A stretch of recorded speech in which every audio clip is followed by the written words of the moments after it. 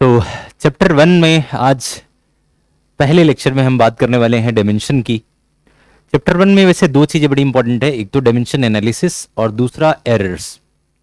तो देखा जाए तो यही दोनों मेजर टॉपिक्स हैं चैप्टर 1 के। लेकिन इसके अलावा मैं आपको रिकमेंड करूंगा कि आप पूरी बुक, पूरा चैप्टर एक बार, एंटायर चैप्टर एक बार रीड जरूर करें। उसमें अगर कोई पॉइंट लग रहा है तो उसको मार्क करें और अपने टीचर के साथ डिस्कस करें या मुझे भेजें। तो एटलीस्ट वन टाइम रीडिंग ज़रूरी है हर एक पार्ट की जो एनसीईआरटी में गिवन है। हाँ, अगर इंपॉर्टेंट टॉपिक्स की बात करें तो उसमें डायमेंशन है और एरर एनालिसिस है। बाकी चीज़ों की भी लिंकिंग कहीं ना कहीं है, तो उसको एक बार स्टडी ज़रूर करना है, छोड़ना नहीं है किसी को भी। अब क्योंकि हमारा कॉन्सेप्ट है इंपॉर्टेंट दोनों टॉपिक्स को कवर अप करना, तो आज पहले पार्ट में हम डायमेंशन की चर्चा करने वाले हैं। मैं आपको बताऊं, डायमेंशन के दो लेक्चर्स होंगे। लेक्चर 1 में हम बात करेंगे फंडामेंटल क्वांटिटीज़ की, कि कौन कौन सी फंडामेंटल क्वांटिटीज़ फिजिक्स में बनाई गई हैं। 7 फंडामेंटल क्वांटिटीज़ की चर्चा होगी। साथ में हम उन फंडामेंटल क्वांटिटीज़ से किसी भी डिराइव्ड क्वांटिटीज़ को फंडामेंटल के टर्म्स में रिप्रेजेंट करना, जिसे डायमेंशनल रिप्रेजेंटेशन करते हैं, उसको सीखेंगे। और कुछ क्वांटिटीज़ की डायमेंशंस भी जानेंगे। और डायमेंशनल रिप्रेजेंटेशन या एनालिसिस के 3 एप्लीकेशंस हैं। इस मेथड से आप बहुत सारे फार्मूलाज डिराइव कर सकते हैं। कोई फार्मूला आपको कहीं से पता लगा तो वो सही है या नहीं, उसकी करेक्टनेस को चेक करने का तरीका भी डायमेंशन है। और तीसरा, जब एक यूनिट सिस्टम से दूसरे यूनिट सिस्टम में क्वांटिटीज को कन्वर्ट करते हो तो कन्वर्जन में भी डायमेंशन हमारी मदद करता है। तो इन्हीं तीनों को हम जानेंगे। तो लेक्चर 1 में फंडामेंटल क्वांटिटीज और कुछ क्वांटिटीज की डायमेंशन, और साथ में एप्लीकेशंस, 3 एप्लीकेशंस में से फर्स्ट एप्लीकेशन जिसमें हम किसी फॉर्मूले को डेराइव करना सीखेंगे, तो वो जानेंगे। उसका एक स्पेशल केस भी करेंगे जिसमें फंडामेंटल क्वांटिटीज का चेंज होता है, उसके ऊपर क्वेश्चंस बहुत आते हैं, तो उसके कुछ एग्जांपल्स भी देखेंगे। तो आइए शुरू करते हैं। सबसे पहले इंट्रोडक्शन में फंडामेंटल क्वांटिटीज के बारे में। आपने कोई बुक पढ़ी हो या देखा हो तो आपको अक्सर मिलेगा कि there are 7 fundamental quantities. How many fundamental quantities are there? तो आप कह सकते हो 7 फंडामेंटल क्वांटिटीज हैं, प्लस 2 ऑक्सिलरी भी हैं, ठीक है, एडिशनल भी 2 हैं, रेडियन और स्टेरेडियन, उसकी चर्चा मैं करता हूँ। प्लस अगर फंडामेंटल की बात करें तो 7 फंडामेंटल क्वांटिटीज लेनी है। कौन कौन सी? तो कहीं ना कहीं आपने सुना है मास, दूसरी फंडामेंटल क्वांटिटी आप लेते हो लेंथ, तीसरी फंडामेंटल क्वांटिटी है टाइम, चौथी फंडामेंटल क्वांटिटी है टेम्परेचर, पांचवी फंडामेंटल क्वांटिटी है इलेक्ट्रिक करंट, इसको भी हम फंडामेंटल मानते हैं। सिक्स्थ है अमाउंट ऑफ सब्सटेंस की, यानी किसी भी सब्सटेंस का अमाउंट कितना है मॉलिक्यूलर लेवल पे, उसकी यूनिट होती है मोल। और किसी भी बल्ब में कितनी चमक है, ल्यूमिनेंसी है, उसके लिए हमने एक अलग से क्वांटिटी बनाई है, इसको कहते हैं ल्यूमिनेस इंटेंसिटी। ये 7 क्वांटिटीज को हमने फंडामेंटल बनाया हुआ है। फंडामेंटल बनाने का क्राइटेरिया क्या रहता है? हमें ये आइडिया आया कि क्यों ना कुछ इंडिपेंडेंट क्वांटिटीज ढूंढी जाए जो किसी चीज के ऊपर डिपेंड नहीं करते, उनका नेचर अलग हो, आपस में किसी से लिंक ना करता हो, यूनिक हो, स्पेशल हो, कोई डिपेंडेंसी ना हो। उन क्वांटिटीज को, यूनिक क्वांटिटीज को हमने फंडामेंटल बनाया, क्योंकि हमने देखा कि बहुत सारी चीजें हैं जो दूसरों पर डिपेंड करती है और बहुत सारी किसी यूनिक कैरेक्टरिस्टिक को डिस्क्राइब कर रही हैं, जैसे कि मास है। अब मास क्या है? Amount of stuff, amount of matter available. तो अगर आप लेंथ देखो तो वो एक साइज की स्पेसिफिकेशन है कि उसकी लेंथ कितनी है। लेकिन अगर उसी में आप स्पीड देखो या फिर डेंसिटी देखो तो वो मास पर यूनिट वॉल्यूम है। यानी डेंसिटी मास पे डिपेंड करती है, वॉल्यूम पे। लेकिन मास एक इंडिविजुअल, एक यूनिक कैरेक्टरिस्टिक शो करता है, इसीलिए हमने उसको, मास को क्या नाम दे दिया? फंडामेंटल क्वांटिटी दे दिया। तो दो तरह की क्वांटिटीज होती हैं, एक तो फंडामेंटल क्वांटिटी, एक डेराइव्ड क्वांटिटी। तो फंडामेंटल क्वांटिटी वो है जो यूनिक है, जो डिपेंडेंट नहीं है किसी और चीज के ऊपर। तो ये 7 क्वांटिटीज को हमने फंडामेंटल क्वांटिटी माना हुआ है। अगर मैं इनके इंटरनेशनल स्टैंडर्ड यूनिट की बात करूं, आपको पता है जब आप पढ़ोगे एनसीईआरटी तो यूनिट सिस्टम पढ़ोगे 3 तरीके का, एमकेएस, एफपीएस और सीजीएस। ये 3 एसआई यूनिट्स हैं। इंटरनेशनल स्टैंडर्ड इन्हें मिला हुआ है। एमकेएस शॉर्ट है मीटर किलोग्राम सेकंड का, एफपीएस है फुट पाउंड और सेकंड का, और सीजीएस है सेंटीमीटर ग्राम और सेकंड। मतलब अलग अलग क्वांटिटीज के लिए अलग अलग यूनिट बनाई गई हैं जो पॉपुलर यूनिट्स हैं। तो उनके बेसिस पे तीन डिफरेंट डिफरेंट स्टैंडर्ड्स बनाए गए हैं। तीनों में से अलग अलग जगहों पे एज पर एप्लीकेशन हम उसको यूज करते हैं। तीनों ही एसआई यूनिट में आती हैं। तो अब क्या इसमें से मोस्ट प्रेफरेबल है एमकेएस। तो एमकेएस को हम ज़्यादा प्रीफर करते हैं या ज़्यादातर जगहों पे ऑप्ट करते हैं अपने यहाँ। लेकिन अलग अलग कंट्री वाइज कहीं कुछ पॉपुलर है, कहीं एफपीएस बहुत पॉपुलर है। तो डिपेंड्स की क्या है, बट तीनों एसआई में तीन सिस्टम्स है। तो अगर मैं इसके स्टैंडर्ड यूनिट की बात करूं तो मास की एमकेएस यूनिट है किलोग्राम, लेंथ की है मीटर, टाइम की जो यूनिट होती है वो सेकंड। चाहे तीनों ही सिस्टम में है तो होल स्टैंडर्ड यूनिट में टाइम को हमेशा सेकंड्स में लेना है। टेम्परेचर की स्टैंडर्ड यूनिट होती है केल्विन, जो आपको ध्यान रखना है, केल्विन। इलेक्ट्रिक करंट की बात करें तो इसकी स्टैंडर्ड यूनिट है एम्पियर। अमाउंट ऑफ सब्सटेंस को आप रिप्रेजेंट करते हो मोल से, और ल्यूमिनस इंटेंसिटी को रिप्रेजेंट करते हो कैंडेला से, या शॉर्ट में आप इसको सीडी लिख देते हो, कैंडेला। तो सेंस ये है कि ये तीनों की स्टैंडर्ड यूनिट है, ये फंडामेंटल क्वांटिटीज है। अब कल को किसी क्वांटिटी में देखो, ये बिल्कुल केमिस्ट्री के जैसा है। जैसे केमिस्ट्री में 100+ जो एलिमेंट्स ढूंढे गए हैं उनकी अलग कैरेक्टरिस्टिक है। जैसे हाइड्रोजन की अलग कैरेक्टरिस्टिक है, ऑक्सीजन की अलग कैरेक्टरिस्टिक है, कैल्शियम की अलग कैरेक्टरिस्टिक है। तो इन मटेरियल्स को जिनको हमने डिस्कवर किया है इनको हम फंडामेंटल मटेरियल्स कहते हैं। और बहुत सारी चीजें ऐसी हैं जो उन फंडामेंटल से बनी हैं, जैसे कि वाटर। आपको पता है उसका केमिकल फार्मूला है H2O, यानी वो दो हाइड्रोजन और एक ऑक्सीजन के एटम से मिल करके बना है, तो उसको कहेंगे डेराइव्ड मटेरियल। ऐसे ही फिजिक्स में भी 7 फंडामेंटल हैं और साथ में बहुत सारी क्वांटिटीज, इसके अलावा जितनी क्वांटिटीज हैं वो सब डेराइव्ड हैं, वो इन्हीं फंडामेंटल से बनी है। जैसे कि स्पीड, उसमें length by time, length divide by time होता है उसका फॉर्मूला, यानी कि लेंथ और टाइम के कॉम्बिनेशन से स्पीड बना है। तो आई होप आपको ये लिंक समझ आ रहा है कि डायमेंशन में रिप्रेजेंट करने का मतलब ये है कि उसमें कितना फंडामेंटल पार्टिकल कॉन्स्टिट्यूएंट कर रहा है, कितना उसके अंदर फंडामेंटल प्रेजेंट है, वही उसको आप डायमेंशनल रिप्रेजेंटेशन कहते हो। तो जब आप किसी डेराइव्ड क्वांटिटी में डायमेंशनली रिप्रेजेंट करोगे तो इस मास को लिखने का जो तरीका है वो है कैपिटल एम। कुछ इस तरीके से आप शो करोगे, आप इसको ध्यान रखिएगा, कैपिटल एम। ऐसे ही लेंथ को शो करने का तरीका कैपिटल एल। ऐसे ही टेम्परेचर को शो करना है तो आप, जैसे केल्विन है के, तो आप के से दिखा सकते हैं। ऐसे ही टाइम को शो करना है यहाँ तो आप कैपिटल टी से दिखाते हो, कैपिटल जी से। ये तीनों बहुत इंपॉर्टेंट है, मास, लेंथ और टाइम, ज्यादातर यही काम आता है। ऐसे इलेक्ट्रिक करंट को हम ए से दिखाते हैं। अगर हमें ये दिखाना हो तो डायरेक्टली हमें मोल लिखना पड़ता है। ऐसे ही हमें सीडी दिखाना हो तो ब्रैकेट में सीडी लिख सकते हैं। तो ये बेसिक रिप्रेजेंटेशन है कि आखिर फंडामेंटल क्वांटिटीज को आप रिप्रेजेंट कैसे करते हो और ये हैं क्या। तो आई होप आपको ये वाली कहानी, स्टोरी थोड़ी क्लियर हुई। अब आप एक और बात समझिए, ऐसा नहीं है कि सिर्फ यही 7 को फंडामेंटल कहा गया है, इसके अलावा 2 और फंडामेंटल क्वांटिटीज हैं एडिशनली में। एक को हम कहते हैं प्लेन एंगल,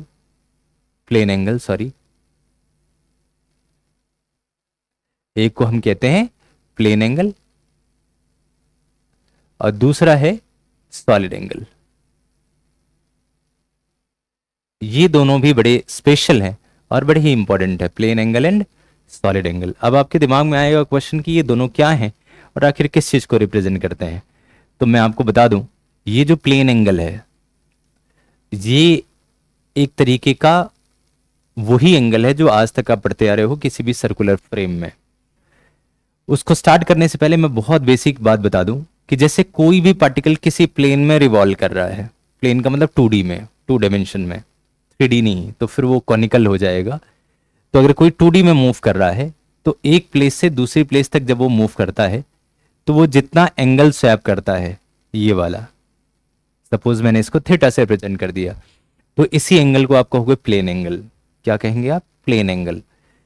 तो अब ये प्लेन एंगल 2 तरीकों से रिप्रेजेंट किया जाता है, यानी एंगल की वैल्यू, जो ये एंगल है, एंगल इसकी अगर मैं वैल्यू की बात करूं तो इसकी दो तरह की वैल्यूज बड़ी पॉपुलर हैं, आपको ध्यान रहना है। एंगल की दो तरह की वैल्यूज होती हैं। पहला, ये जो थीटा है उसको आप रिप्रेजेंट करते हो नंबर ऑफ सर्कुलर डिविजन्स में, नंबर ऑफ सर्कुलर डिविजन्स। अक्सर आपने देखा होगा, जैसे अगर आपके पास डी होंगी तो आपने देखा होगा कि डी इस तरीके की होती है और उस डी में छोटी छोटी डिविजन्स बनी होती हैं, उनको यूजुअली हम डिग्री कहते हैं। तो यहां यूजुअली कितने डिग्रीज होती हैं, कितने डिविजन्स बने होते हैं, तो 180 डिविजन्स बने होते हैं। अगर इस एंगल में देखें डी के अंदर तो 180 डिविजन्स बनते हैं। इन्हीं डिविजन्स को आप डिग्रीज कहते हो, डिग्रीज यानी कि नंबर ऑफ सर्कुलर डिवीजन। और इसको रिप्रेजेंट करने के लिए आप वर्ड जो यूज करते हो वो क्या करते हो, डिग्री, यानी कि 180 डिग्री, 30 डिग्री, 40 डिग्री। 30 डिग्री कहा जा रहा है, इसका मतलब आप 30 डिविजन्स की बात कर रहे हो कि एक पॉइंट से जो स्टैंडर्ड डिवीजन बनाई गई है 1 डिग्री, उसके 30 डिविजन्स प्रेजेंट है यहाँ, तो 30 डिग्री हो जाएगा। तो एंगल का एक मतलब तो ये है कि नंबर ऑफ सर्कुलर डिवीजन, चाहे वो प्लेन हो चाहे वो सॉलिड हो, ये वाला मतलब सब पे के ऊपर काम करेगा कि नंबर ऑफ सर्कुलर डिवीजन कितनी है। ओके, अब यहां एक कॉन्सेप्ट है कि ठीक है, ये तो कहानी पता लग गई कि नंबर ऑफ सर्कुलर डिविजन्स का मतलब क्या है। यहां एक प्रोस्पेक्ट और भी है, जो सेकंड प्रोस्पेक्ट है, जिसके बारे में आपको पता होना चाहिए। तो सेकंड प्रोस्पेक्ट ये है कि इस एंगल को आप जब प्रैक्टिकली यूज करते हो तो इसको आप अलग अलग रेशियोस के फॉर्म में यूज करते हो। जैसे इस एंगल का दूसरा प्रोस्पेक्ट है ratio of sides, ratio of sides, ये इसका सेकंड प्रोस्पेक्ट है, एंगल का सेकंड प्रोस्पेक्ट है, जो कि काफी इंपॉर्टेंट है, आपको ध्यान रखना है। सेकंड प्रोस्पेक्ट का क्या है, अब वो समझिए। अगर आप किसी सर्कुलर फ्रेम में हैं, सर्कुलर फ्रेम में, तो इस सर्कुलर फ्रेम में ये जो एंगल है वो ये वाली साइड और ये वाली साइड का रेशियो होता है। अगर मैं प्लेन एंगल की बात करूं, जैसे अगर मैं प्लेन एंगल की बात करूं, प्लेन एंगल की, तो जो प्लेन एंगल है थीटा, ये कहीं ना कहीं आर्क बाई रेडियस का रेशियो होता है। रेशियो, इस वाली लेंथ को किसी भी सर्कल के दो पॉइंट के बीच का सेगमेंट जो है ये वाला, इसको हम कहते हैं आर्क। शायद आपने पढ़ा हो पहले, आर्क। तो आर्क और रेडियस का जो रेशियो है इसको आप कहते हो प्लेन एंगल। पर्टिकुलरली अगर प्लेन एंगल की बात करें तो आपको सॉरी, आपको ध्यान रखना है कि प्लेन एंगल क्या है। प्लेन एंगल का जो सेकंड प्रोस्पेक्ट है वो क्या है कि plane angle is ratio of arc by radius. Standard है, आपने, हो सकता है कुछ बच्चे इसको पहली बार सुन रहे हों, किसी ने ध्यान ना दिया हो। ऐसा नहीं कि ये बात आज मैं बता रहा हूं, ये बहुत पहले से आप सुनते आ रहे हो। जैसे पूरे सर्कल का जो आर्क है, पूरे सर्कल का आर्क, फुल आर्क जिसे आप कहो, फुल आर्क, तो इसको कहते हैं सरकमफ्रेंस। सॉरी इसको कहते हैं सरकमफ्रेंस, यानी जो फुल आर्क है, आपने कुछ शायद आइडिया है, उसको आप कहते हो सरकमफ्रेंस। तो अगर फुल और एंगल, अगर फुल की बात करें तो नंबर ऑफ डिविजन्स शायद आपको पता हो, थीटा इज इक्वल टू कितना, 360 डिग्री। आपको आइडिया 360 डिग्री। तो अगर आपने सरकमफ्रेंस का फॉर्मूला अगर आपको याद हो तो आप पढ़ते थे 2 पाई आर, ये सर नो। तो अगर आप 2 पाई की वैल्यू यहां से देखो तो उसका फॉर्मूला है सरकमफ्रेंस बाई रेडियस। क्या ये सरकमफ्रेंस आर्क ही तो है और ये रेडियस है? तो आर्क बाई रेडियस का रेशियो ये है 2 पाई। 2 पाई का मतलब होता है 360 डिग्री।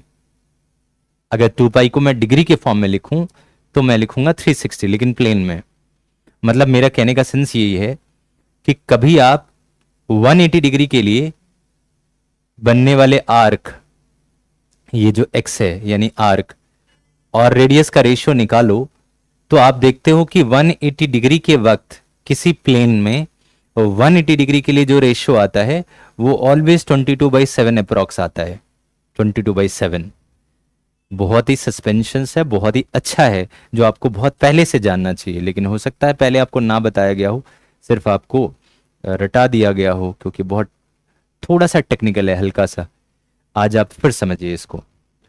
किसी भी सेमी सर्कुलर फ्रेम में अगर आप ये वाली लेंथ और ये वाली रेडियस, इसका रेशियो निकालेंगे तो आप देखेंगे ये रेशियो आ रहा है 22/7। इसी को हम कह देते हैं पाई।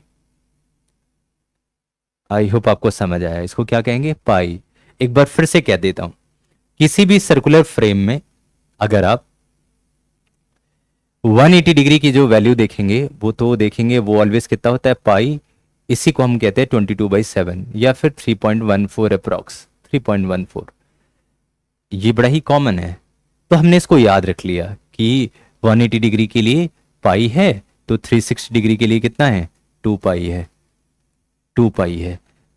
तो ये एक प्लेन के अंदर आपको ध्यान रखना है कि एंगल के, इस पूरे लेक्चर का कंक्लूजन क्या था जो मैं यहां बताना चाह रहा हूं, कि जो आपको ऑलवेज ध्यान रखना है कि एंगल के हमेशा दो मतलब हैं।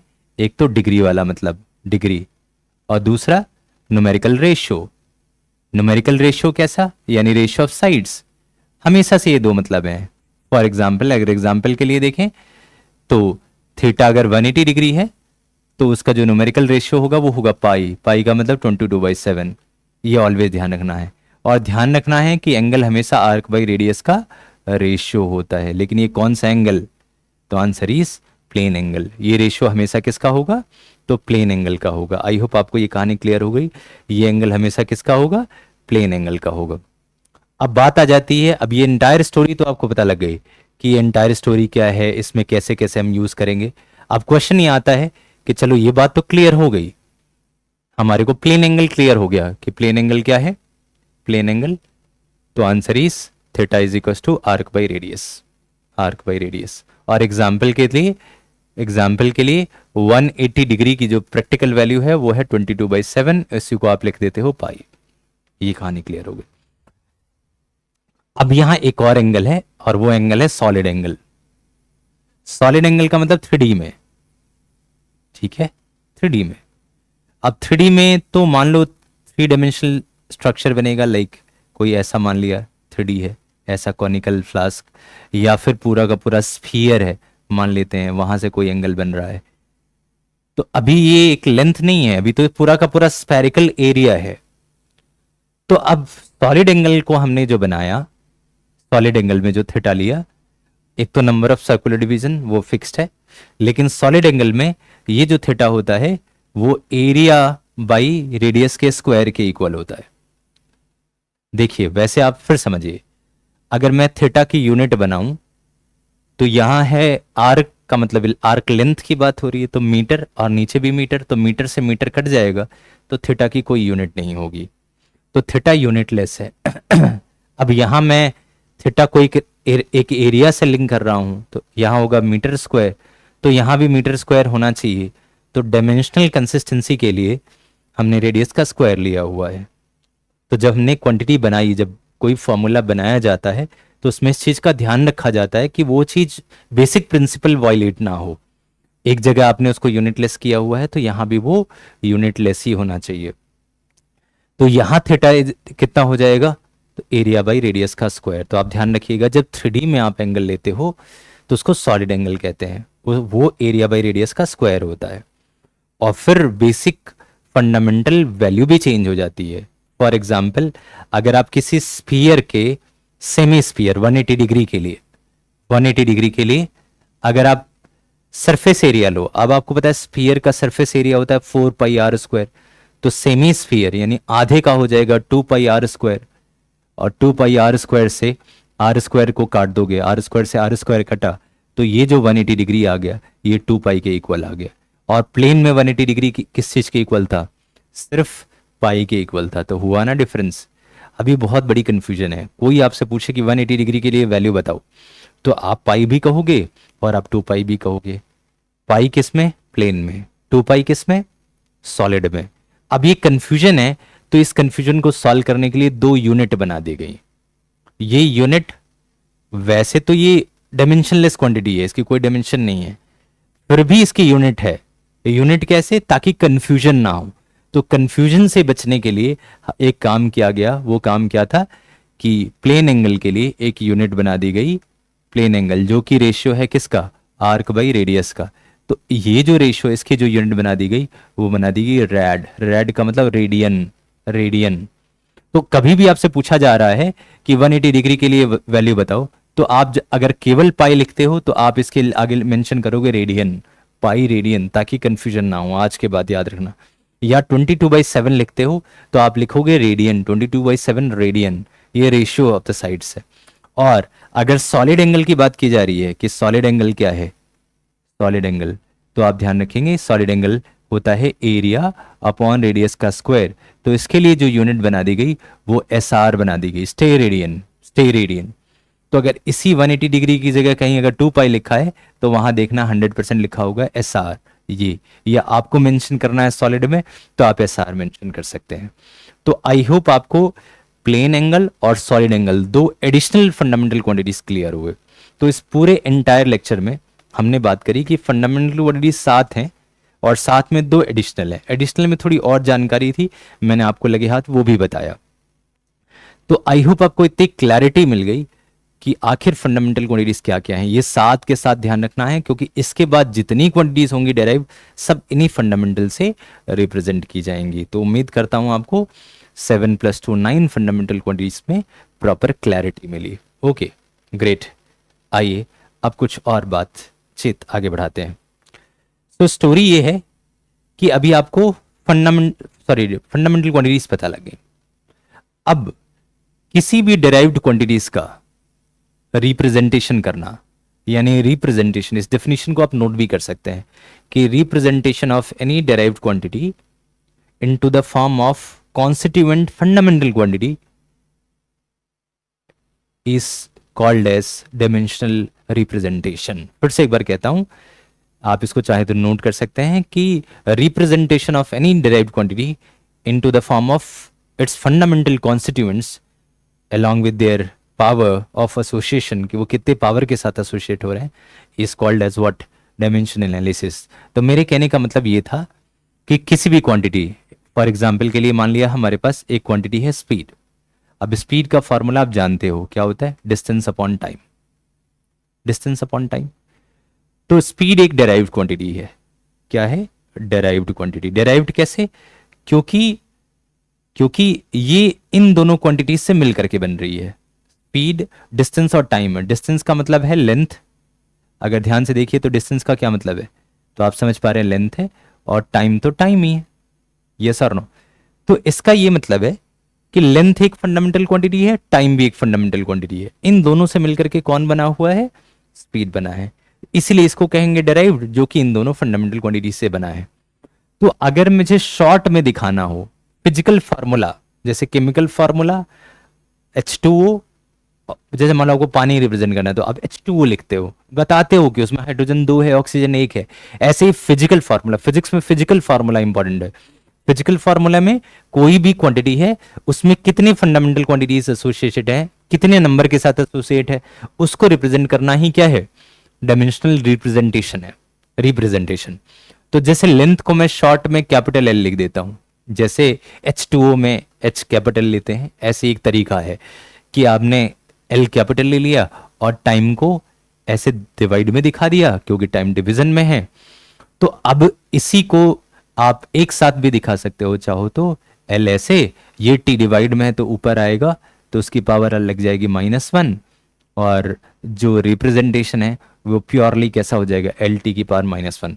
तो this is what, this is dimensional representation, इसको कहते हैं डायमेंशनल रिप्रेजेंटेशन।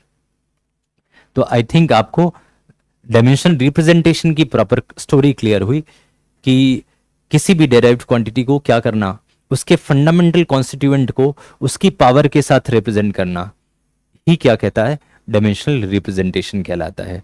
तो बहुत सारी क्वांटिटीज हैं, ये तो एक क्वांटिटी है, ऐसी बहुत सारी क्वांटिटी हैं। कोई भी डेराइव्ड क्वांटिटी, जैसे कि फॉर एग्जांपल मान लिया आपको एक्सेलरेशन की डायमेंशन लिखनी है, एक्सेलरेशन की डायमेंशन, तो अब एक्सेलरेशन का फॉर्मूला अगर आपको याद हो, change in velocity upon time, change in velocity upon time, यानी वेलोसिटी में होने वाला चेंज। अब वेलोसिटी का मतलब स्पीड है, वेलोसिटी स्पीड ही तो है, बस वेलोसिटी में स्पीड के साथ डायरेक्शन भी आ जाती है। तो एक टेक्निकल डिफरेंस है, अंदर की बात है, लेकिन स्पीड क्या है, मैग्नीट्यूड ऑफ वेलोसिटी को ही तो स्पीड कहते हैं। तो स्पीड और वेलोसिटी यूनिट और डायमेंशन के मामले में सेम क्वांटिटीज हैं।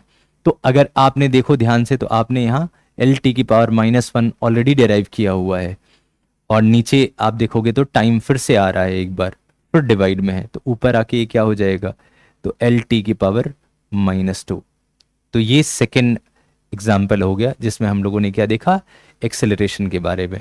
ऐसे ही अगर हम कुछ और क्वांटिटीज देखें, जैसे कि आप फोर्स देखो, अब फोर्स का फॉर्मूला आई होप आपको क्लियर है। फोर्स का फॉर्मूला क्या होता है, force is equal to mass into acceleration. अगर नहीं पता तो आने वाले टाइम में ये सब चीज़ें पता लगने वाली हैं।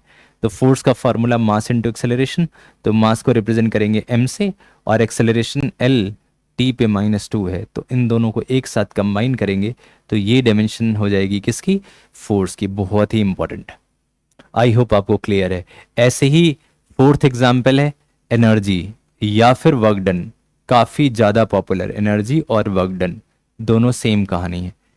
तो इसका जो फार्मूला होता है वो होता है फोर्स इनटू डिस्प्लेसमेंट। जो वर्क डन का फार्मूला होगा वो क्या होता है, फोर्स इनटू डिस्प्लेसमेंट। तो फोर्स का की डायमेंशन आपको पता है mlt पे -2, और इसके साथ इनटू हुआ है डिस्टेंस, डिस्टेंस का मतलब लेंथ है, तो उसको l से मल्टीप्लाई किया। तो अब आप ध्यान देंगे तो एक l यहाँ है और एक l यहाँ है, तो l और l मल्टीप्लाई होकर के l स्क्वायर हो जाएंगे। सो वर्क डन या फिर एनर्जी की जो डायमेंशन हो जाएगी वो हो जाएगी ml स्क्वायर t पे -2। तो ये समझ गए आप, ये फिजिकल फार्मूला है। जैसे केमिकल फार्मूला केमिस्ट्री में आप पढ़ते हैं, ऐसे ही फिजिक्स में फिजिकल फार्मूला पढ़ते हैं, जिसको डायमेंशनल फार्मूला कहते हैं या डायमेंशन कहते हैं। तो अक्सर कोई ना कोई क्वांटिटी आपसे पूछी जाती है, आपको पता होना चाहिए। तो डायमेंशनल एनालिसिस की जो एप्लीकेशन है उसको जानने से पहले ऑलमोस्ट एवरी क्वांटिटी का, कुछ कॉमन क्वांटिटीज की तो पता ही होनी चाहिए। अब डायमेंशन रटना है, कौन कौन से डायमेंशन इंपॉर्टेंट है फिलहाल के लिए, अगर आप 11th स्टार्ट कर रहे हैं तो कौन कौन से डायमेंशन अभी आपको जाननी है, तो आप किसी भी बुक उठाएं, एनसीईआरटी उठाएं, या आपके पास कोई भी एडिशनल बुक है उसमें डायमेंशन की लिस्ट दे रखी है, उन लिस्ट में से 30-40 देख लें, उसके फॉर्मूलाज याद कर लें, क्योंकि फॉर्मूला पता होगी तो आप बना लोगे, आप डायमेंशन खुद भी बना लोगे, क्योंकि आपको पता लग गया है कि उसमें क्या क्या फंडामेंटल क्वांटिटीज हैं, उनको देखना है और बना लेना है। जैसे मुझे वर्क डन का, मुझे फोर्स का बनाना था, तो ये फार्मूला मुझे पता होना चाहिए, मास इनटू एक्सेलरेशन। अब मास का m से रिप्रेजेंट करते हैं और एक्सेलरेशन को lt पे -2 से। तो इस तरीके से आपको अगर डायमेंशन फॉर्मूला पता होगी तो आप डायमेंशन बना लोगे।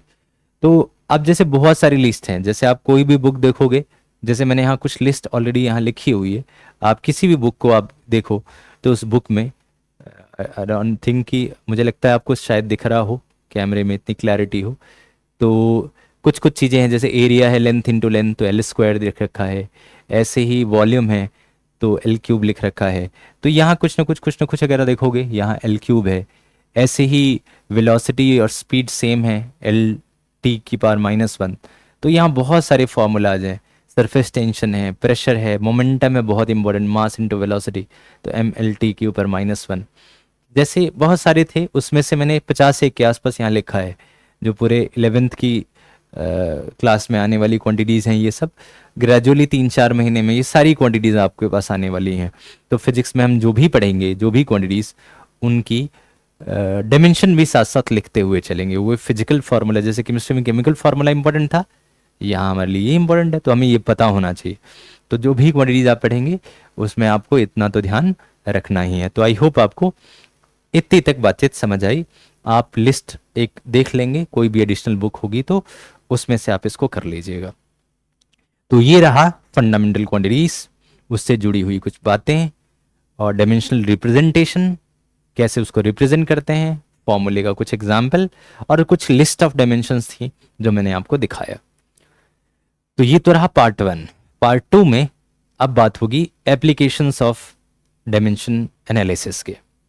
तो इसमें मैंने आपसे कहा कि इसकी 3 एप्लीकेशंस हैं, देयर आर 3 एप्लीकेशंस, और वो एप्लीकेशंस है, पहला अगर हम फर्स्ट एप्लीकेशन की बात करें तो इसमें हम डिड्यूस कर सकते हैं, डिडक्शन ऑफ फार्मूला, यानी किसी फार्मूले को डिराइव कर सकते हो, डिडक्शन ऑफ फार्मूला, कोई फार्मूला बना सकते हो।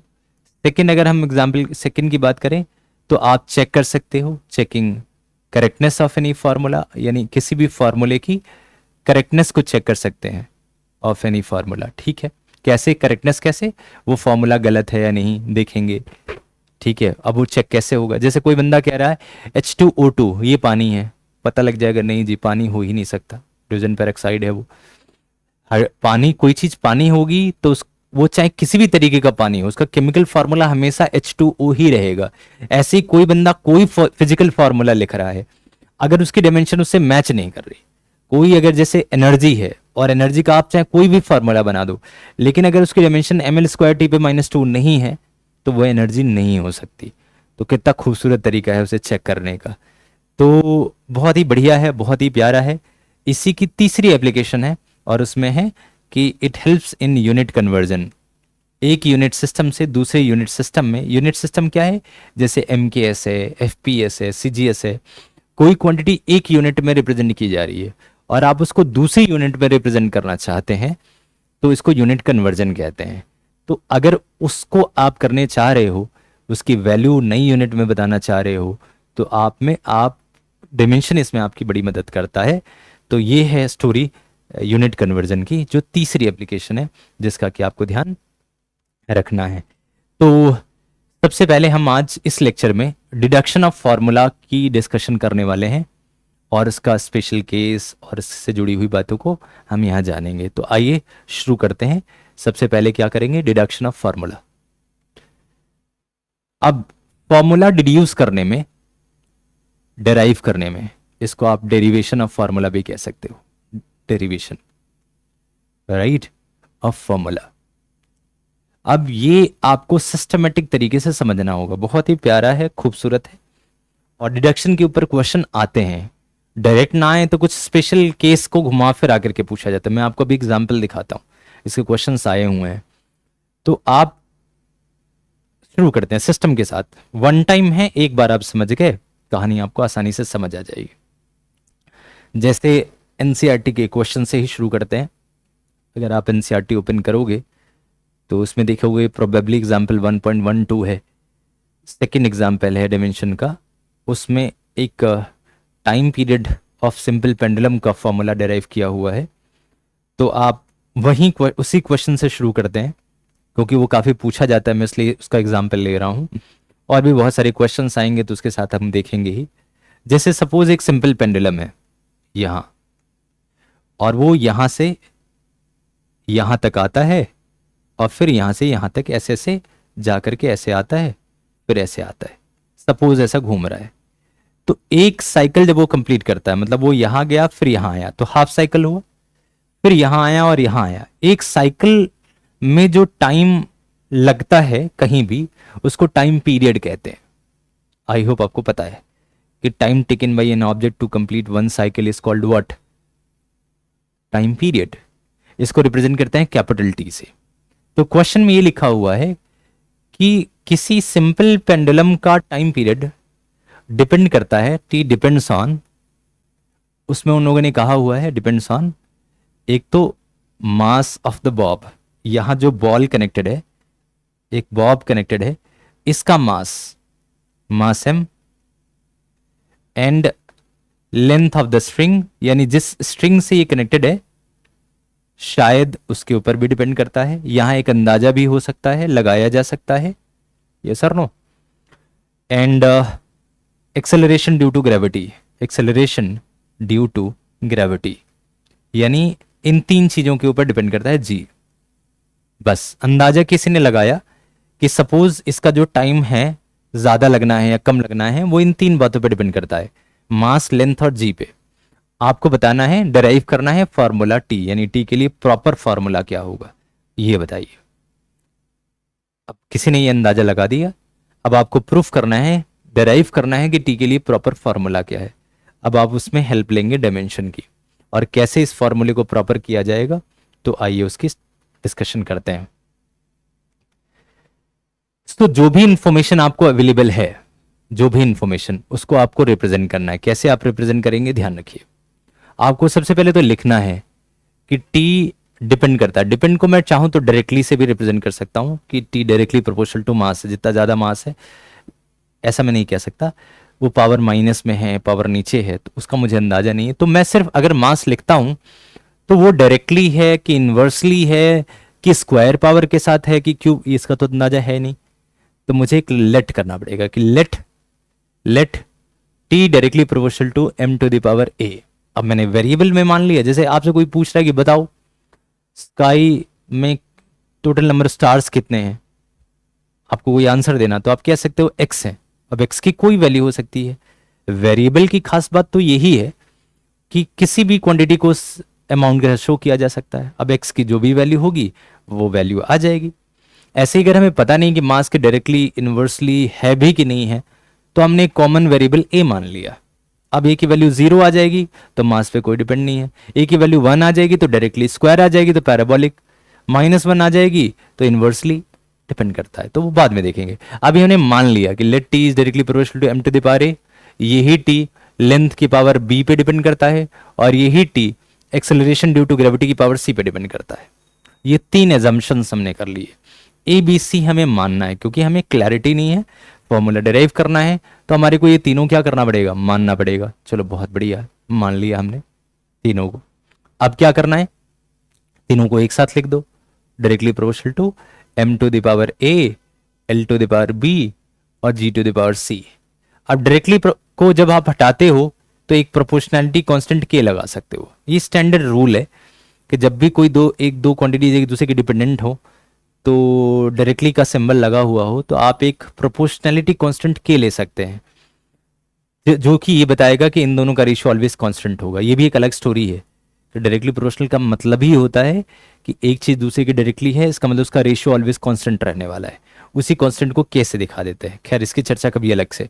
अभी फिलहाल ये समझिए, इसको हटाया तो एक के लगा दिया और M to the power A, L to the power B और G to the power C, ये हमारा फॉर्मूला बन करके तैयार। फॉर्मूला नंबर 1 बहुत ही परफेक्ट, बहुत ही प्यारा फॉर्मूला। कोई पूछे आप बता सकते हैं?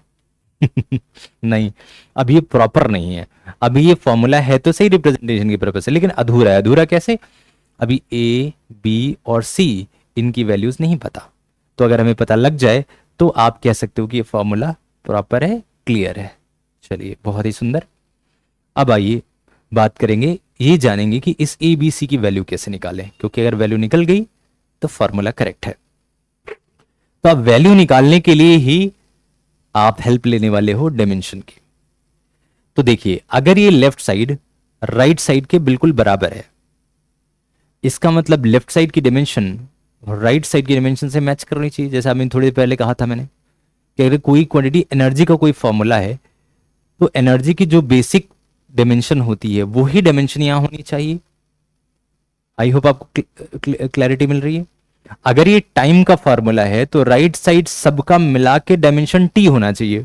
टी का मतलब टाइम होना चाहिए। ये है बेसिक फंडामेंटल कॉन्सेप्ट। इसके लिए काम करेंगे, सबसे पहले दोनों साइड की डायमेंशंस लिखेंगे, यानी dimension writing dimension of both side, dimension of both side. दोनों साइड को आप एक काम करो, लिख दो। मैं यहां लिख देता हूं writing dimensions of both side, मतलब मैंने दोनों साइड की क्या की, डायमेंशन को यहां लिख लेना है। कैसे लिखना है? लेफ्ट साइड में तो टी ही है और टी केवल सिंगल टी का मतलब होता है टी की पावर 1। आप ये बात मैथ्स में जानते हो कि कोई सिंगल क्वांटिटी लिखी है तो उसका मतलब उसकी पावर 1 ही है। के तो डायमेंशनलेस एक कांस्टेंट है, वो तो सिर्फ कांस्टेंट के लिए लगा दिया गया है। ये m है मास, तो आप यहाँ मास के डायमेंशन m लिख देंगे और उसकी पावर है a। बहुत ही बढ़िया। ऐसे ही लेंथ आप जानते हैं, लेंथ को l से रिप्रेजेंट करते हैं और यहाँ पावर b है तो आपने लिख दिया b। ऐसे ही आपने यहाँ g का मतलब होता है एक्सेलरेशन ड्यू टू ग्रेविटी, यानी ये है एक्सेलरेशन ही, बस ग्रेविटी की वजह से लगने वाला एक्सेलरेशन है। तो एक्सेलरेशन कैसा भी हो वो होता है एक्सेलरेशन ही है। तो इस एक्सेलरेशन को अभी थोड़ी देर पहले मैंने एक्सेलरेशन की डायमेंशन डिस्क्राइब करी थी और वो था lt की पावर -2 और इस होल की पावर c है तो मैंने यहां लिख दिया c। बस ये स्टेप नया है। एक स्टेप, पहला स्टेप आपको ये करना है कि इसको इस फॉर्मेट में लिखना है। दूसरा स्टेप करना है कि सबकी डायमेंशंस लिख देनी है। अब हो सकता है इसमें कोई कोई क्वांटिटी दो बार आ रही हो, जैसे लेफ्ट में तो टी की पावर 1 ही है, कोई दिक्कत नहीं, पर राइट में अगर आप देखेंगे तो मास एक ही जगह है, तो मैंने लिख दिया m to the power a। A को अंदर लिखो चाहे बाहर, एक ही बात। पर यहां देखिए l की पावर यहाँ b है और l की कॉमन पावर c है, तो यहाँ इसकी भी, ये सी इसके साथ भी आएगा, एल के साथ भी आएगा। तो अगर एल कोई भी क्वांटिटी मल्टीप्लाई में हो तो उसकी पावर ऐड हो जाती है, ये बेसिक पावर का रूल है। आई होप आपको ध्यान है। ये दोनों टर्म्स मल्टीप्लाई में है तो आप इसको लिख सकते हैं बी प्लस सी, एल का काम खत्म हुआ। और टाइम की पावर के पावर में है तो वो चीज मल्टीप्लाई हो जाएगी। तो जब टाइम के लिए लिखोगे तो -2 इंटू सी तो हो जाएगा -2c। ये स्टोरी हो गई किसकी, तो टाइम की। तो आई होप आपको बेसिक बात समझ आ गई, क्योंकि एल यहां भी है, यहां भी, यहां पावर बी है, यहां पावर सी है, तो दोनों पावर जुड़ जाएंगी। मल्टीप्लाई में पावर जुड़ते हैं और ये मल्टीप्लाई हो जाती है, तो -2c। तो ऐसे हमने सबकी डायमेंशंस लिख दी। और क्योंकि ये इसी को रिप्रेजेंट कर रहा है तो अभी क्या करेंगे, दोनों साइड को कंपेयर कर लेंगे। Comparing power of both side, power of both side, बहुत ही बढ़िया। चलिए दोनों साइड की पावर को क्या करते हैं, कंपेयर कर लेते हैं। अगर आपने दोनों साइड की पावर को कंपेयर कर लिया तो जैसे m की पावर यहां a है और यहां m है ही नहीं। देखिए t की पावर 1 को, ये जो मास लेंथ टाइम है ये स्टैंडर्ड्स हैं। अगर कोई पावर प्रेजेंट नहीं है तो आप इसको जीरो भी लिख सकते हैं। मैं इसको इसलिए बता रहा हूं, कई जगह बुक्स में लिखा है तो आप कंफ्यूज ना हो। जो चीज अवेलेबल नहीं है उसकी पावर जीरो लिख दो कि जी वो नहीं है। ऐसे ही एल अवेलेबल नहीं है तो उसकी पावर जीरो, ऐसे ही टी अवेलेबल है तो टी की पावर 1, ऐसे भी चाहो तो लिख सकते हो। ये लिखने का तरीका है। केवल टी को आप m0 l0 के साथ भी दिखा सकते हो जो चीज अवेलेबल नहीं है। तो जैसे यहाँ m की पावर a है और यहाँ m की पावर 0 है, तो कंपेयर करके हमें a की वैल्यू क्या मिल गई, तो आंसर इज 0। देखा ना आपने, a की वैल्यू क्या मिल गई, 0। ऐसे ही यहां -2c है और यहां 1 है, तो अगर आप -2c की वैल्यू देखो तो लेफ्ट में 1 है। दोनों को कंपेयर कर लो, जो t के लेफ्ट में होना चाहिए वही t का राइट में होना चाहिए। अगर ये दोनों इक्वल है तो -2c इज इक्वल टू 1, यानी c की वैल्यू कितनी आ गई, तो -1/2। ये सेकेंड वैल्यू हमारे को मिल गई। तो a की वैल्यू हमें मिली थी 0 और c की वैल्यू क्या मिल गई, -1/2। अब यहां देखिए b प्लस सी और यहां l की पावर 0 है, तो अगर इसको कंपेयर करोगे तो क्या आ जाएगा, b plus C is equal to 0। अब अगर c की वैल्यू -1/2 है तो ये माइनस राइट साइड जाएगा, तो b की वैल्यू क्या हो जाएगी, +1/2। ये b की वैल्यू आ गई, हो गई, मिल गई abc की वैल्यू। यही है, डायमेंशन लिखना है, कंपेयर करना है और abc की वैल्यू आनी है। बस यही तो कमी थी जिससे कि ये फॉर्मूला इम्प्रॉपर था। अब ये फॉर्मूला प्रॉपर करने के लिए हमें किस चीज की जरूरत थी, एबीसी की। वो एबीसी की वैल्यू आ गई, फॉर्मूला हमारा कंप्लीट है। अब करना क्या है, putting value of ABC in equation 1। तो यहां लिख देंगे पुटिंग वैल्यू ऑफ, जब आप सब्जेक्टिव क्वेश्चन में सब्जेक्टिव पेपर में पेपर दे रहे होंगे स्कूल वाले एग्जाम में, तो आपको ये सब दिखाना पड़ेगा, सिस्टम बेस्ड शो करना पड़ेगा। तो putting value of a, b and c in equation 1। Equation 1 में आपको ये चीजें पुट करनी पड़ेंगी। तो अगर आप पुट करोगे तो आप देखिए, अगर आप पुट करते हैं तो आप यहां लिख सकते हैं क्या, तो फाइनल फार्मूला क्या हो जाएगा, फाइनल फार्मूला, तो फाइनल फार्मूला हो जाएगा t can be written as equal to k m to the power 0 l to the power b है, तो l to the power b को क्या लिख सकते हैं, +1/2, और g to the power c है, इसका मतलब -1/2।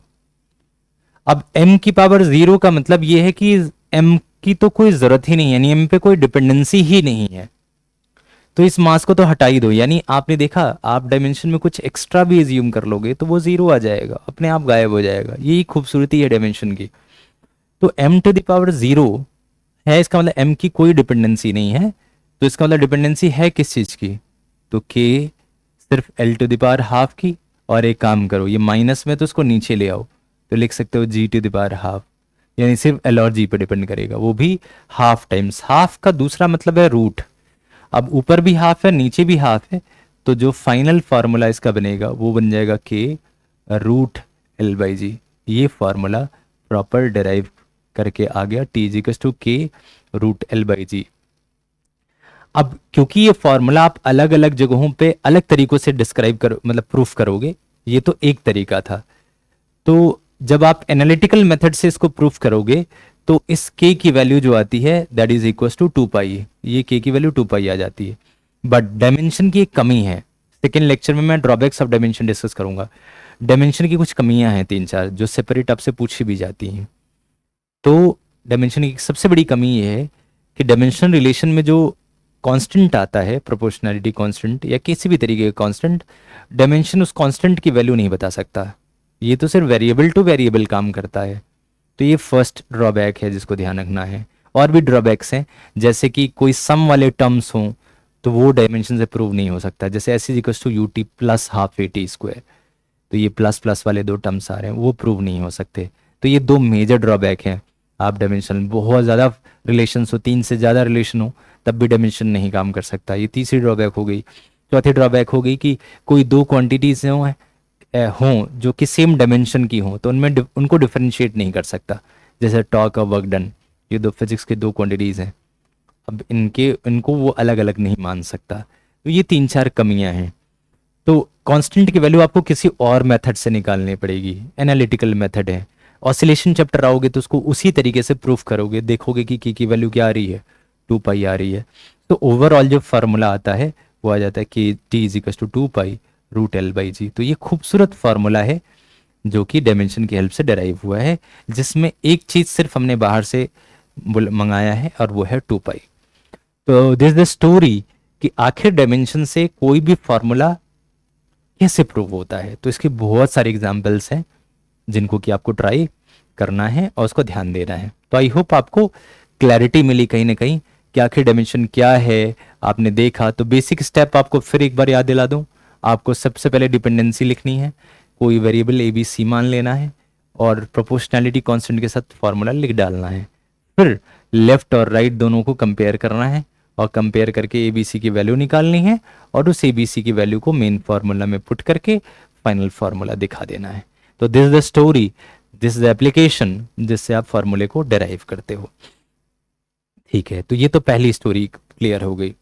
अब इससे जुड़ी हुई एक दो बातें और भी हैं जिसका आपको ध्यान रखना है। उससे पहले जरा 1 मिनट के लिए पॉज लूंगा, होल्ड करिएगा। ओके, सो राइट, स्टार्ट करते हैं। हाँ, मैंने तो पॉज ले लिया था। आप भी वीडियो पॉज करके ब्रेक ले सकते हैं, थोड़ा कॉन्टिन्यूअस बैठना ठीक नहीं है। हाफ एन आवर के बाद चेंज कर लेना चाहिए माहौल, अगर ज़रूरत पड़ रही हो तो। खैर, तो आई होप आपने एप्लीकेशन देख ली और फॉर्मूला प्रूफ करना सीख लिया। अब जैसे मैं एग्जाम्पल के लिए दिखाऊं, एक ये क्वेश्चन है मेंस 2023 का ही है। इसमें लिखा हुआ है कि the frequency new of oscillating drop में depends on radius R, density, surface tension, और फॉर्मूला भी दिया हुआ है v is equal to r⁴a। खुद बना लिया इन्होंने कि nu is equal to, nu का फॉर्मूला भी डिराइव कर लिया इन्होंने, लिखा है r⁴a, डेंसिटी b और सरफेस टेंशन c। बहुत बढ़िया। आपसे पूछा क्या है कि आप ए बी और सी की रिस्पेक्टिव वैल्यू बताओ। देखो कितना आसान है, करना क्या है, सेम उसी फॉर्मूले को यूज करना।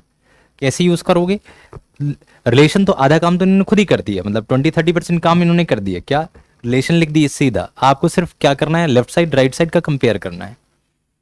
अब बिफोर प्रोसीडिंग, क्योंकि आप बिल्कुल नए हैं, आपको आइडिया नहीं है, तो आपको मैं बता दूं कि यहाँ जितनी क्वांटिटीज हैं, कल को डायमेंशन लिख करके कंपेयर करके एबीसी की वैल्यू निकालनी होगी, तो आपको इन क्वांटिटीज की डायमेंशन पता होनी चाहिए। बस इतना ही खेल है, और वो समय के साथ आपको पता लग जाएगा, क्योंकि ये मेंस में क्वेश्चन आया है। तब तक तो इंसान पढ़ ही लेता है 11-12 सब कुछ, सारे फॉर्मूलाज। आप 11th में हैं तो हो सकता है आपके लिए चीज़ें नहीं हो, तो आप एक एक बार अपनी बुक ओपन करके जहाँ बहुत सारी डायमेंशन लिखी है वहाँ से एक बार देख सकते हैं। अभी आप हेल्प ले सकते हो, पर ग्रेजुअली आपको इन सब चीज़ों को याद रखनी होगी। तो जैसे अब आइए देखते हैं कुछ चीज़ें। यहाँ एक तो रेडियस का टर्म आ रहा है आर। रेडियस का मतलब लेंथ, रेडियस लेंथ ही तो है, तो जो रेडियस की डायमेंशन हो जाएगी वो हो जाएगी एल। चलो ये बात पता हो गई। ऐसे ही दूसरी क्वांटिटी है डेंसिटी। है, पता नहीं आपको डेंसिटी का फॉर्मूला याद है या नहीं है। डेंसिटी का फॉर्मूला होता है मास बाई वॉल्यूम। याद रखिएगा, डेंसिटी का फॉर्मूला क्या है, मास बाई वॉल्यूम। तो अब मास क्या है, मास को आप रिप्रेजेंट करते हो वॉल्यूम एम से, कैपिटल एम से, और वॉल्यूम होता है length into breadth into height, L into L into L, यानी ये हो जाएगा एल की पावर क्यूब। यानी जो डेंसिटी की यूनिट हो गई वो हो जाएगी कौन सी, तो कैपिटल M L की पावर -3, ये हो गई क्लैरिटी किसके साथ, डेंसिटी के साथ। तो M L की power -3 is the unit of is sorry the dimension of density. और एक और कहानी दी हुई है सरफेस टेंशन। अभी फिलहाल तो आपको नहीं पता, लेकिन आने वाले टाइम में आप सरफेस टेंशन पढ़ोगे फ्लूइड्स के अंदर।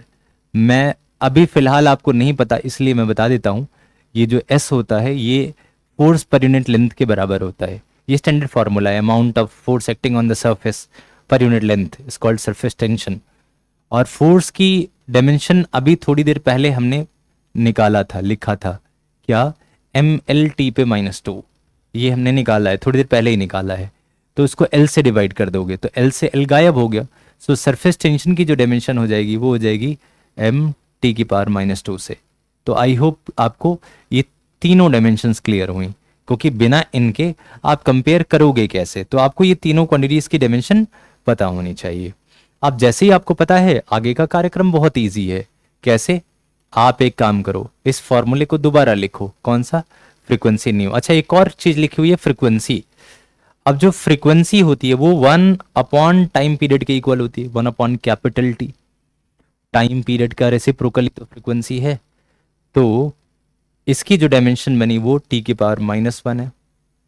अब ये चारों क्वांटिटीज का पता लग गया, यानी फोर्थ क्वांटिटी हमारे पास क्या है, ये वाली। अब आइए फॉर्मूला एक बार फिर देखते हैं। न्यू की वैल्यू लिखिए R⁴ और डेंसिटी B, और तीसरा क्या है, सरफेस टेंशन C। तो आप एक काम करिए, फटाफट दोनों साइड की डायमेंशंस लिख दीजिए। यहाँ बीच वाला स्टेप में खा जा रहा हूँ। ये सब तो आपको मैंने समझाने के लिए किया। जब आप पेपर में सॉल्व कर रहे होंगे तो सीधा ये वाली लाइन लिखेंगे। आपको पता है लेफ्ट में फ्रीक्वेंसी है तो T की पावर -1, ये रेडियस है नहीं लेंथ की पावर, तो आप लिख देंगे A। चलिए बहुत बढ़िया।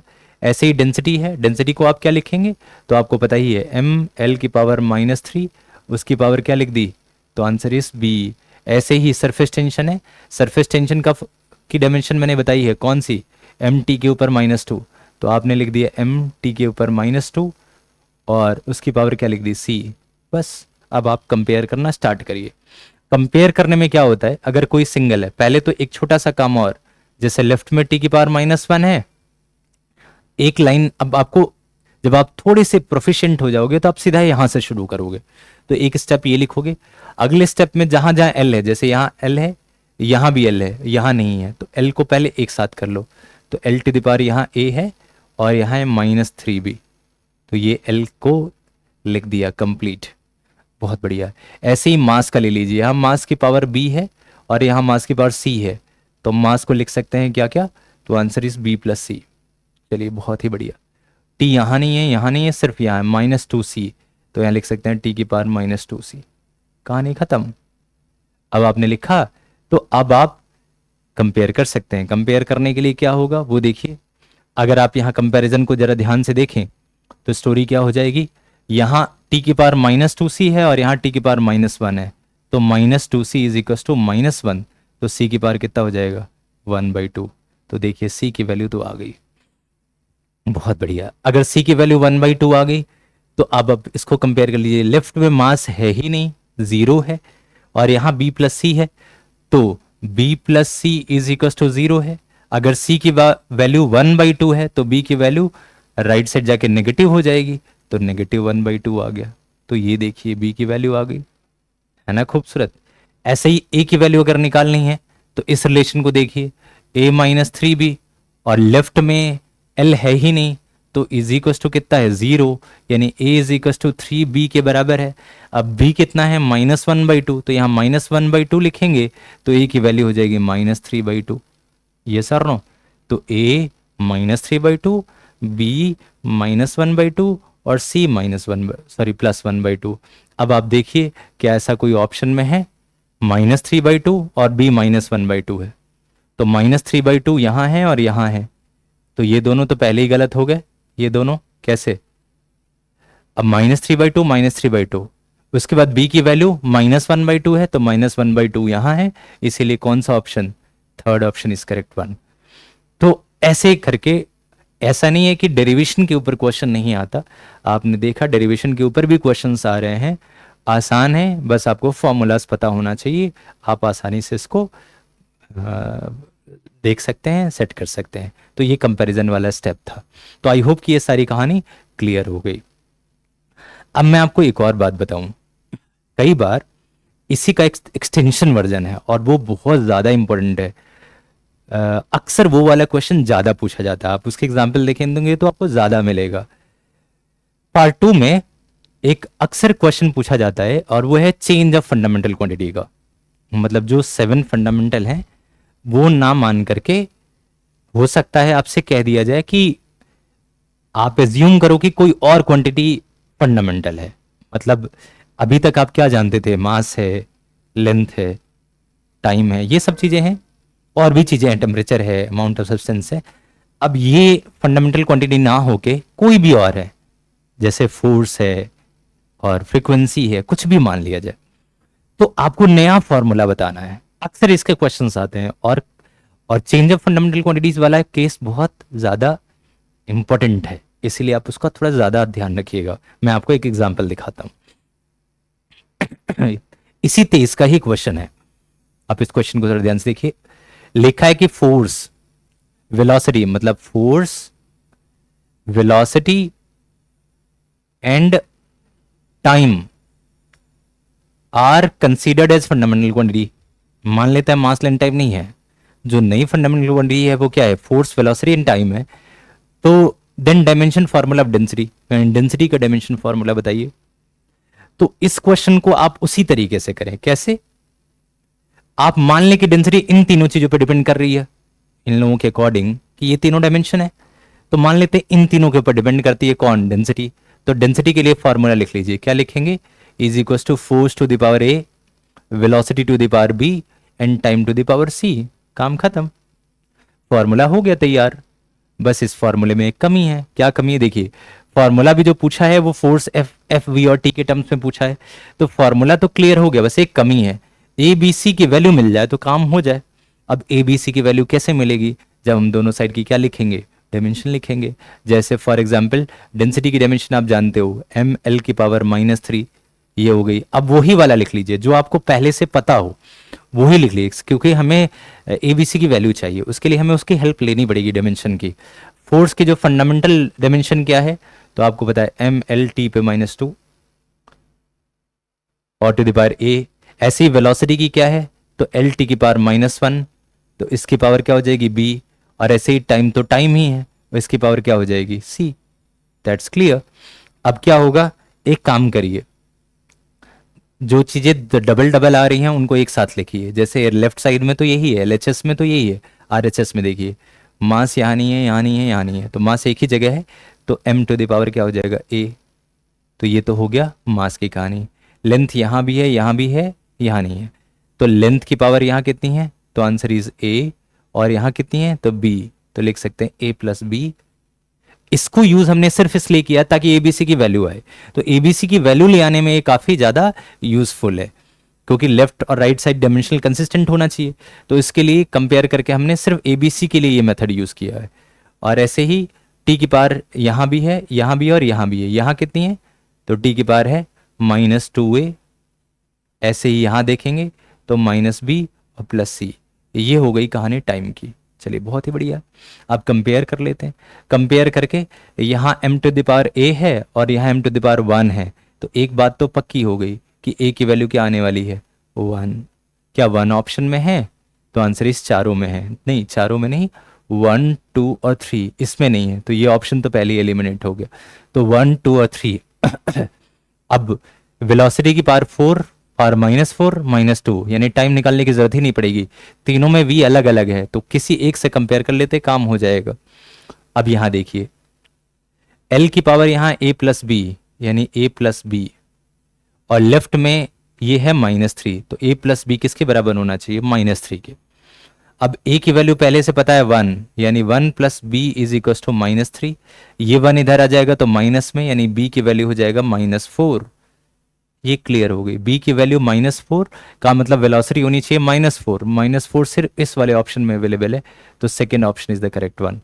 सीधा ही आंसर आ गया। तो आई होप आपको ये बात क्लियर हुई कि सेम उसी तरीके से एज्यूम करना है, जो भी लिखा हुआ जिसकी फॉर्मूला बनाना है उसको जिन फंडामेंटल क्वांटिटीज़ के अजम्पशन है उनको सीधा लिखना है ABC और कंपेयर करके सीधा सीधा निकाल लेना है। तो बड़ा ही स्पेशल है, बड़ा ही इंपॉर्टेंट है। इसकी बेसिस पे बहुत सारे क्वेश्चंस आते हैं। जैसे एग्जांपल के लिए ये क्वेश्चन देखिए, लिखा है momentum, area and time are taken to be fundamental quantity, तो डायमेंशन फार्मूला ऑफ एनर्जी। तो क्या आप फंडामेंटल कॉन्सेप्ट समझ गए? क्या एनर्जी किन किन बातों पर डिपेंड कर रही है?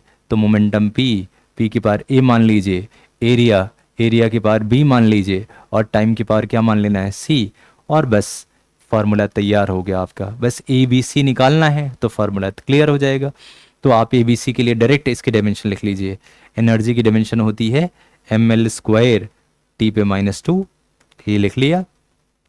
और राइट साइड में मोमेंटम है, मोमेंटम होता है मास इनटू वेलोसिटी, तो मास का m है और वेलोसिटी का है L⁻⁻1। तो जैसे मुझे याद है प्रैक्टिस के साथ, ऐसे ही आपको भी ये चीज़ें याद हो जाएंगी। ऐसे ही एरिया का होता है L², तो L² की पावर B मान लीजिए, और टाइम तो टाइम ही है तो उसका T की पावर C मान लीजिए। बस कहानी ख़त्म। अब आपको थोड़ा एक स्टेप और आगे चाहो तो बढ़ा सकते हो अपनी कन्फ्यूजन के लिए, कि लेफ्ट में जो है वो है ml² T के ऊपर -2, T के ऊपर -2, और राइट साइड में अगर आप देखो ध्यान से RHS में, तो m एक ही जगह है और उसकी होल की पावर कितनी है? A है, तो m⁻A हो जाएगा। ऐसे ही लेंथ का देखो, तो लेंथ यहाँ भी है, यहाँ भी है, तो यहाँ L⁻A है और यहाँ L⁻2B है, तो L की पावर कितना लिखा जा सकता है? A+2B। आई होप आपको क्लियर है। ऐसे ही टाइम यहाँ भी है और यहाँ भी है, तो यहाँ -1 × A, यानी टाइम कितना है राइट साइड में? तो टाइम है माइनस, यहाँ देखिए टाइम -1 × A हो जाएगा -A, और यहाँ C है तो A+C। बस कहानी ख़त्म। कंपेयर करना है और वैल्यू निकाल लेनी है। अब कंपेयर करके वैल्यू कैसे निकालेंगे? तो देखिए यहाँ A है और यहाँ 1 है, तो A की वैल्यू कितनी आ गई? 1। तो पहला तो कंपेयर यही हो गया, A की वैल्यू 1 आ गई। ऐसे ही अगर आप चाहें तो यहाँ लिख सकते हैं A+2B और यहाँ 2 है, तो A+2B इज इक्वल टू कितना हो जाएगा? 2। अब A की वैल्यू 1 है, 1 यहाँ के माइनस में हो जाएगा, तो 2B इज इक्वल टू 2 - 1 1, यानी B इज इक्वल टू कितना हो जाएगा? 1/2। तो ये A की वैल्यू 1, क्या A की वैल्यू 1 ऑप्शन में है? यहाँ नहीं है, यहाँ नहीं है, यहाँ और यहाँ है, तो ये दोनों तो पहले ही क्या हुए? एलिमिनेट हो गए। बच्चा ये और ये अब A से क्लियर हो जाएगा। A की पावर यहाँ 1/2 है, यहाँ A की पावर -1 है। A की पावर हमने B मानी थी और B की वैल्यू कितनी है? 1/2। तो क्या 1/2 का ऑप्शन है?